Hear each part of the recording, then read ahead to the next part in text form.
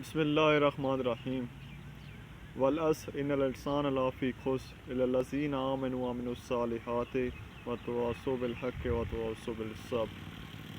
اس سورہ میں اللہ پاک فرماتے ہیں زمانے قسم بے شک انسان کسارے میں ہے سوائے ان کے جو ایمان لائے جنہوں نے نیک عمل کیے، دوسروں کو حق کی تلقین کی اور دوسروں کو صبر کی وصیت کی۔ اس سورہ میں اللہ پاک فرماتے ہیں زمانے قسم بے شک انسان کسارے میں ہے، نقصان میں ہے۔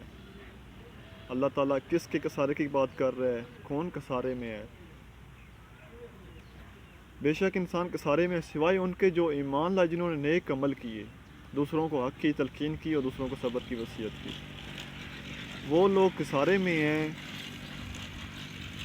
جو ان باتوں پر عمل نہیں کرتے، یعنی جو لوگ ایمان لائے جنہوں نے نیک عمل کیے، جو ایمان اللہ پاک پر لے آئے، انبیاء پر لے آئے، انبیاء کتابوں پر لے آئے، الہامی کتابوں پر لے آئے، آسمانی کتابوں پر ایمان لے آئے اور نیک کام کرتے رہے اور لگاتار نیک عمل بجا لاتے رہے، دوسروں کو حق کی تلقین، دوسروں کو اچھے کاموں کی تلقین کرتے رہے، صبر کی وصیت۔ ہمارے معاشرے میں دیکھتے ہیں کہ لوگ مشکل وقت میں دوسروں کو تانے مار رہے ہوتے ہیں، تنگ کر رہے ہوتے ہیں، صبر کی وصیت نہیں کرتے۔